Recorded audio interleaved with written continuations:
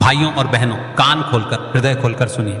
कल 3 सितंबर बुधवार भाद्रपद मास की परिवर्तनी एकादशी है और साथ ही डोल 11 का पावन प्रभाव भी है। यह कोई आम एकादशी नहीं है। महाराज, यह दिन परिवर्तन लाने वाला, अंधेरे को काटकर आने वाली नई रोशनी का दिन है।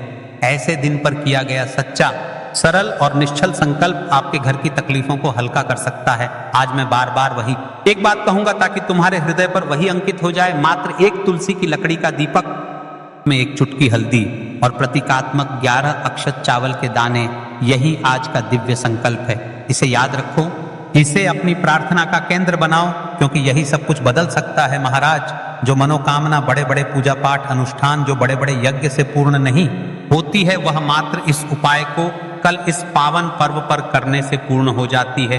कल का दिन कोई आम दिन नहीं है, यह सबसे बड़ा और विशेष दिन है। इस दिन आपको मात्र एक तुलसी की लकड़ी का दीपक, एक चुटकी हल्दी, यह दिव्य उपाय करना है। जैसे महाराज हर एक दिन विशेष रहता है, विशेष दिन पर यदि आप सटीक उपाय कर लेते हैं तो आपके जीवन में चल रही परेशानियां सारी समाप्त हो जाती है। यदि आपको ऐसा लगता है कि किसी ने आपके ऊपर टोटका करवा रखा है या घर में लक्ष्मी नहीं टिकती है, तो इस उपाय को आपको अवश्य करना चाहिए।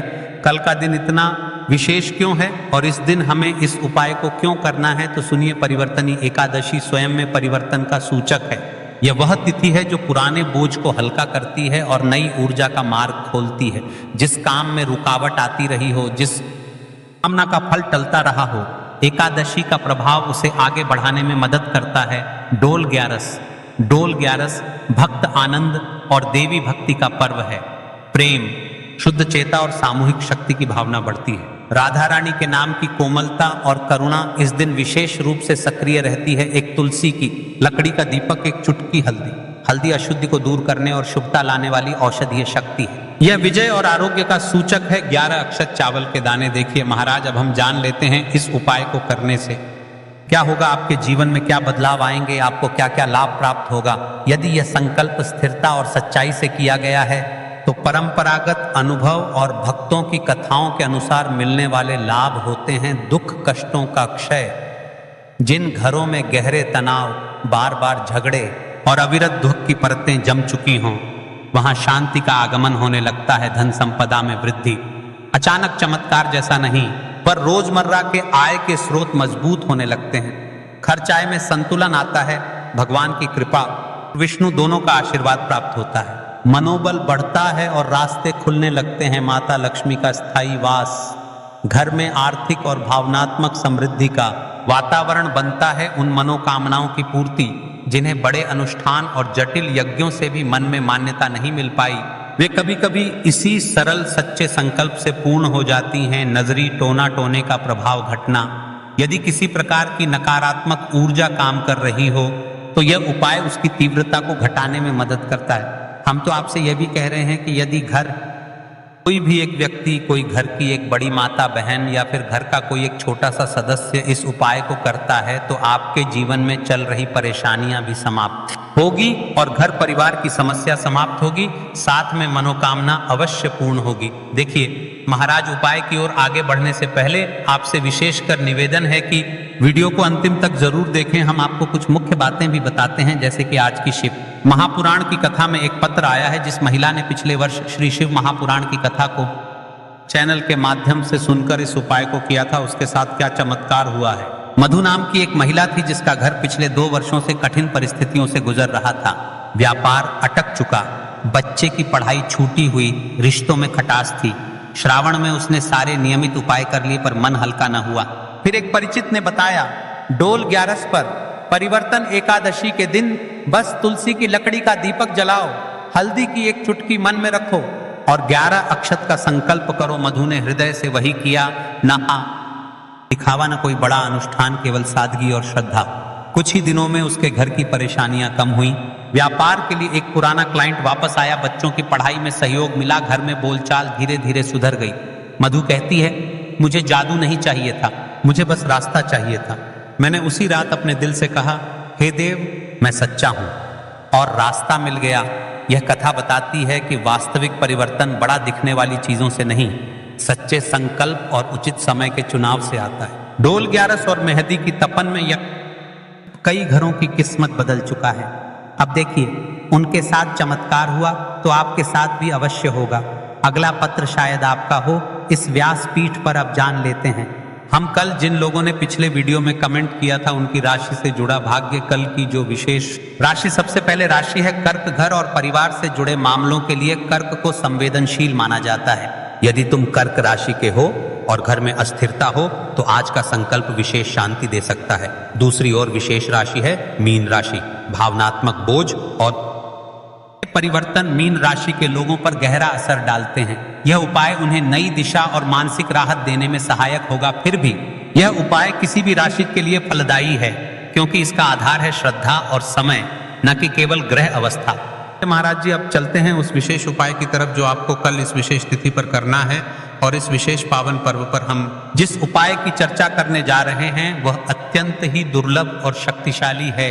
यह उपाय न केवल भक्त की मनोकामनाओं को पूर्ण करता है, बल्कि उसके जीवन के समस्त कष्टों का निवारण भी करता है। उपाय की सामग्री देखिए महाराज, मात्र तुलसी की लकड़ी से बना दीपक, 11 चावल के दाने और एक चुटकी हल्दी, ये तीनों वस्तुएं देखने में सामान्य प्रतीत होती हैं, तो इनका महत्व और शक्ति अद्भुत है। जब इन्हें सही विधि से सच्चे मन और श्रद्धा के साथ शिव मंदिर में प्रयोग किया जाता है तब यह उपाय अलौकिक परिणाम प्रदान करता है। किसी भी धार्मिक कार्य का प्रारंभ बिना गणपति पूजन के अधूरा है। इसलिए हम सबसे पहले विघ्नहर्ता, मंगलकर्ता, प्रथम पूज्य श्री गणेश जी को प्रणाम करते हैं। हे गणेश जी, हमारे जीवन से विघ्नों का नाश करो, सुख, शांति और समृद्धि प्रदान करो। और आज जो उपाय हम करने जा रहे हैं उसमें कोई भी बाधा न आने दो। वक्रतुंड महाकाय सूर्यकोटि संप्रभ निर्विघ्नं कुरु देव सर्व कार्येषु सर्वदा। देखिए महाराज जी, अब हम बात कर लेते हैं सबसे पहले उपाय के बारे में। तो देखिए, तुलसी की लकड़ी का दीपक, 11 चावल के दाने और एक चुटकी हल्दी। तो सबसे पहले आपको हम दीपक के बारे में बताते हैं। तुलसी की लकड़ी का दीपक, तुलसी माता का वर्णन शास्त्रों में अत्यंत पवित्र माना गया है। तुलसी के बिना कोई भी पूजन अधूरा है। यद्यपि शिव जी को तुलसी अर्पित नहीं की जाती, परंतु तुलसी की लकड़ी का उपयोग जब दीपक के रूप में किया जाता है तो यह विशेष ऊर्जा उत्पन्न करती है। यह दीपक भक्त की मनोकामना करने में सहायक होता है। अब देखिए महाराज जी, 11 चावल के दाने का महत्व जानिए।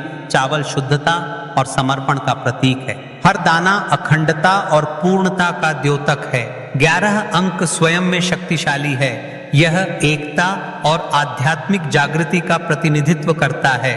जब 11 चावल शिवलिंग पर अर्पित किए जाते हैं तो यह 11 इंद्रियों का नियंत्रण और शुद्धिकरण करता है। मात्र एक चुटकी हल्दी, हल्दी माँ भगवती का प्रिय है और यह सौभाग्य, आयुर्वेद और पवित्रता का प्रतीक है। शास्त्रों में कहा गया है कि जहाँ का प्रयोग होता है वहां माँ लक्ष्मी का वास होता है। इसलिए जब इस हल्दी का प्रयोग शिव मंदिर में किया जाता है तो यह शिव शक्ति और लक्ष्मी दोनों की कृपा प्रदान करता है। कई सारे लोग प्रश्न करेंगे कि महाराज जी, ना ही शिव जी को तुलसी समर्पित कर सकते हैं और ना ही इस उपाय को किया जाता है। तो देखिए, इस उपाय को आपको शिव मंदिर की चौखट पर करना है। ये जो दीपक हम प्रज्वलित करेंगे यह शिव मंदिर की चौखट पर करेंगे। तुलसी का संबंध आध्यात्मिक शांति, मानसिक स्थिरता और रोग नाश से है। जब तुलसी की लकड़ी का दीपक जलता है या मंदिर के आसपास की नकारात्मकता तुरंत दूर हो जाती है।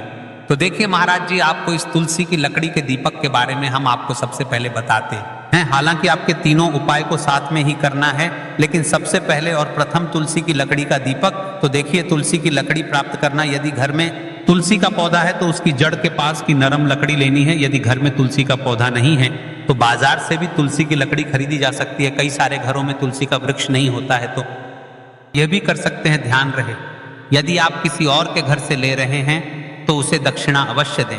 बिना दक्षिणा के तुलसी लेना अशुभ माना जाता है। लकड़ी को तैयार करना, तुलसी की लकड़ी को छोटे टुकड़े में काटकर उसकी बत्ती बनानी है। उस बत्ती पर कपास रुई लपेटना है ताकि वह दीपक में ठीक से जल सके। अब यहाँ पर महाराज जी, कई सारे लोग प्रश्न करते हैं कि दीपक हमें आटे का लेना है या फिर हमें दीपक मिट्टी का लेना है। तो देखिए, आपको मिट्टी का दीपक का प्रयोग करना है, क्योंकि हम तुलसी के लकड़ी के दीपक वाला उपाय रहे हैं। ठीक है, दीपक केवल मिट्टी का होना चाहिए। पीतल, कांसे या किसी और धातु का दीपक इस उपाय में उपयोग नहीं करना। मिट्टी का दीपक धरती तत्व का प्रतिनिधित्व करता है और यह शिव पूजन में सबसे उत्तम माना जाता है। अब देखिए महाराज जी, हमें तेल का किस प्रकार प्रयोग करना है। तो देखिए, तेल का प्रयोग इस दीपक में तिल का तेल या घी का प्रयोग करें। तिल का तेल पापों का नाश करता है और घी समृद्धि व शांति का वास कराता है। अब कई सारे लोग प्रश्न करते हैं कि महाराज जी, आपने हमें यह तो बताया ही नहीं कि कितने दीपक उपाय करना है, आखिर दीपक कितने बने हैं। तो देखिए कितने दीपक जलाने चाहिए। यदि समस्या बहुत बड़ी है, जीवन में गहरा संकट है, तो 5 दीपक जलाने चाहिए। यदि सामान्य कामना है तो 1 दीपक भी पर्याप्त है। हर दीपक जलाते समय यह भावना रखें कि हे भोलेनाथ, यह दीपक मेरी अंधकारमय जीवन राह को प्रकाशमय करे। जेके महाराज जी, तुलसी के लकड़ी के दीपक वाला उपाय है, यह कोई साधारण उपाय नहीं है। तो आपको क्या क्या सावधानी बरतनी है। दीपक को शिवलिंग पर प्रत्यक्ष रूप से न रखें, इसे मंदिर की चौखट पर बनाए गए स्वस्तिक पर रखें। दीपक जलाते समय मन में शुद्ध भाव होना चाहिए। दीपक बुझने के बाद उसकी राख को पवित्र स्थान पर ही विसर्जित करें। महाराज जी, जैसे ही तुलसी की लकड़ी का दीपक जलता है, वैसे ही साधक को एक अलग ही शांति का अनुभव होता है। मन का तनाव समाप्त होता है। आंखें बंद करके जब दीपक की लौ के सामने बैठते हैं तो लगता है कि यह लौ सीधे आत्मा से संवाद कर रही है।